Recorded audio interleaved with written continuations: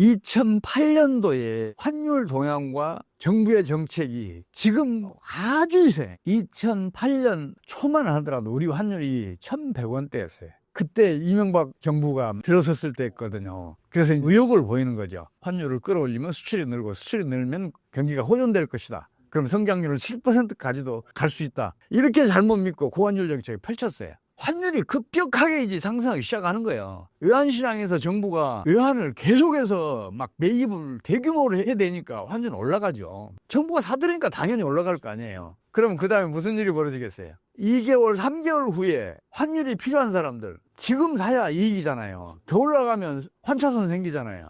그러니까 미래 수요가 현재로 넘어온 거예요. 그러니까 미래 수요와 현재 수요가 합쳐지니까 이게 환율이 정부가 목표했던 것보다 훨씬 더 높이 올라간 거예요. 그래서 그때 11월 달인가요? 그때 이게 1,500원까지 올라갔어요. 1,504원까지인가 올라갔어요. 우리 정부가 깜짝 놀란 거예요. 이렇게까지 환율이 급등하면 여러 가지 문제가 생긴다 그래서 외환보유고를 풀기 시작해. 그때 우리 정부가 외환보유고에서 600억 달러를 잃었어요. 자기네들이 상승시켜놓고 그걸 낮추기 위해서 600억 달러를 또 투입한 거예요. 그 비용이 얼마나 커요. 그래서 다시 떨어지잖아요. 그래 너무 빠르다 그래서 또 매입하는 거예요. 이 바보 같은 짓을 또 하는 거예요. 그러니까 미래 수요가 다시 또 넘어와서 현재 수요가 합쳐지면서 4월 달이죠. 3월이던가요? 1,597원까지 올라가는 거예요. 또 다시. 그러니까 이제 겁을 내서 또 외환보유고를 갖다 쏟아붓는 거예요. 이런 바보 같은 정책을 왜 펼치냐고요. 그 정책을 윤석열 정부가 들어선 다음에 우리 정부가 똑같이 펼쳤어요. 환율이 오르면 수출은 증가하고 수출이 증가하면 경기는 호전된다. 그런 사례가 단 한 번도 없는데 또 그 정책을 똑같이 펼친 거예요.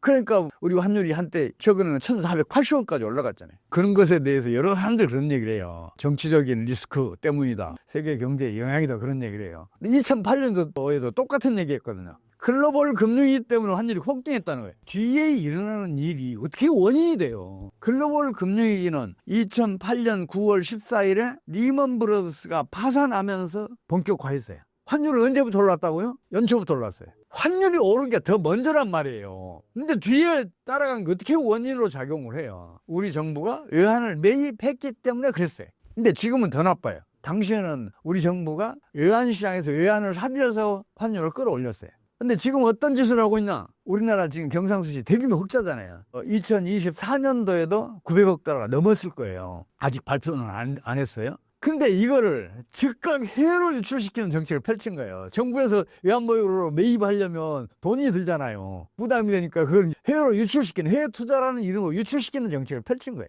정부 산하기관 중에서 재원이 좀 풍부한 데 있잖아요. 아까 말씀드렸던 국민연금 등 또 기관들을 동원해서 해외 투자, 그것도 일반 그 은행이나 다른 금융기관들을 동원해서 해외 투자를 막 유도를 했어요.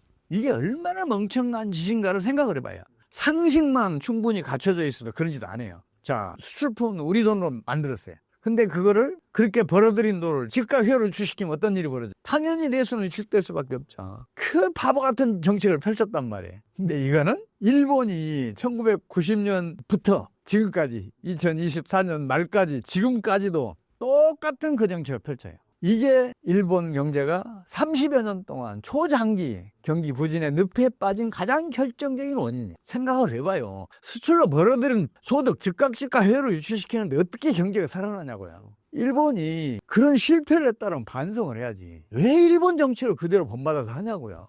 저는 답답해 미칠 지경이에요.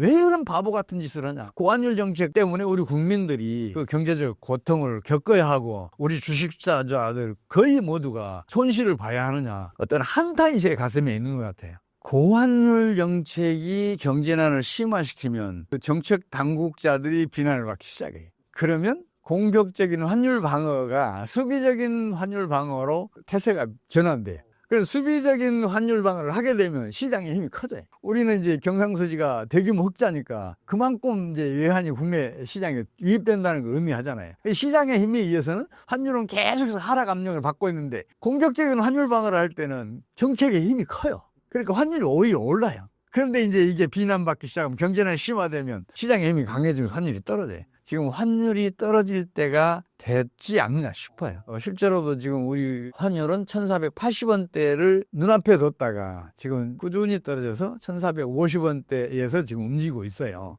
근데 또 1450원대가 떨어지니까 우리 정부가 또 환율 방어를 하네.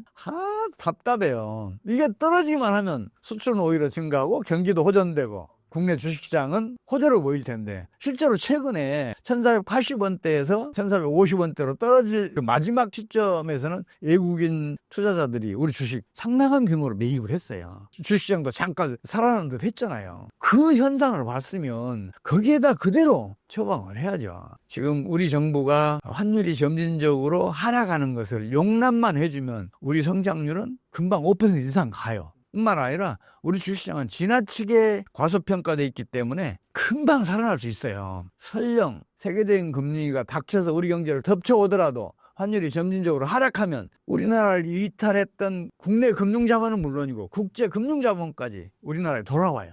그러면 국내 유동성 풍부해지고 그 유동성이 신용 파기 원리 작동을 차단해내면서 금융위기를 완화시킨단 말이에요. 경제는 살아날 수 있어요. 환율만 점진적으로 하락하면 세계 경제가 모두 다 금융위기 늪에서 헤맬 때도 우리는 홀로 호황을 누릴 수 있다고 저는 보고 있어요.